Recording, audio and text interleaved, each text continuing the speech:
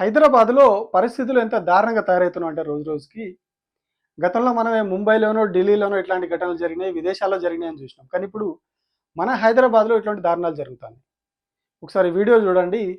వాడు ఎంత నీచంగా వ్యవహరించిండో చూడండి. ఇది మన హైదరాబాద్ మెట్రోలో జరిగింది. హైదరాబాద్ మెట్రో రైల్‌లో జరిగింది. తలుపులు ఎడమ వైపున తెరుచుకుంటాయి.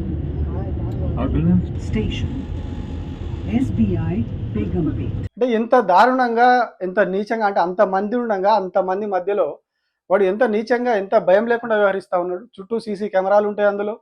అంతమంది ఉన్నారు. ఎవరెవరు వీడియో తీస్తారు. తీశాన పబ్లిక్ డొమైన్‌లో పెడితే పరువు పోతది. ఇంత గలీజ్‌గా వ్యవహరిస్తున్నాను నేననే వానికి భయం లేదు. దొరికితే సీసీ కెమెరాలో ఎక్కడనో దొరికితే పోలీసోళ్ళు పట్టుకపోయి కొడతారనే భయం కూడా లేదు. అంటే అంత పబ్లిక్‌లో వాడంత నీచంగా ఎట్లా వ్యవహరిస్తా ఉన్నాడో చూడండి. వీడొక్కడే కాదు.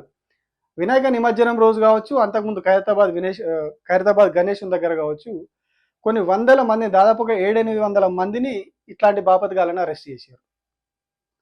రెడ్ హ్యాండెడ్‌గా దొరికిపోయారు అందరూ. ఇట్లానే చేస్తూ, ఇట్లాంటి చిల్లర కథలు చేస్తూనే 7, 800 మంది దొరికిర్రు. దొరికినోళ్ళు ఎంతమంది ఉంటే ఇంకా తప్పించుకున్నోళ్ళు ఎంతమంది ఉన్నారో చూడండి. అంటే ఎందుకు ఇట్లా మైండ్ సెట్లు మారిపోతా ఉన్నాయి. మరి పబ్లిక్‌గా జనాల మధ్యలోకెళ్ళి ఇట్లా మహిళలతో మిస్‌బిహేవ్ చేయడం. పబ్లిక్‌గా అంత అంటే దొరికిపోతామని ఏ మాత్రం కూడా భయం లేదు. ఏ ఒక్కడికి కూడా. ఏ మాత్రం భయం లేదు. మనం ఆ వీడియోలు చూసినా గానీ, అందులో చూస్తే ఎక్కడ కూడా ఎవడు కూడా ఇంత బెరుకు, భయం లేకుండా వ్యవహరిస్తా ఉన్నారు.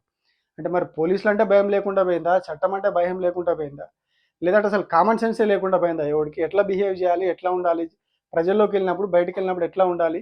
అనేది అసలు ఏ మాత్రం కామన్ సెన్స్ లేకుండా ఇంత దారుణంగా అంటే అందరికీ ఇళ్లలో లేడీస్ ఉంటారు, తల్లులు ఉంటారు, చెల్లెళ్ళు ఉంటారు, అందరూ ఉంటారు. బట్ అక్కడ అట్లా ఉండి ఇక్కడ బయటకొచ్చి ఈ రకంగా ఇంత నీచంగా బిహేవ్ చేయడం అనేది ఈ సంస్కృతి మన హైదరాబాద్ కూడా విస్తరించడం చాలా దారుణం. అంటే మెట్రోలో ఇప్పుడు ఒక ఘటన ఇది బయటపడ్డది.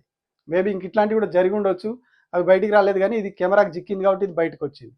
అటు ఖైరతాబాద్ గణేశుడి దగ్గర అట్లా వినాయక నిమజ్జనం రోజు ఇట్లా చాలా సందర్భాల్లో ఇట్లాంటి బాపత్యాలు బయటపడతా ఉన్నారు.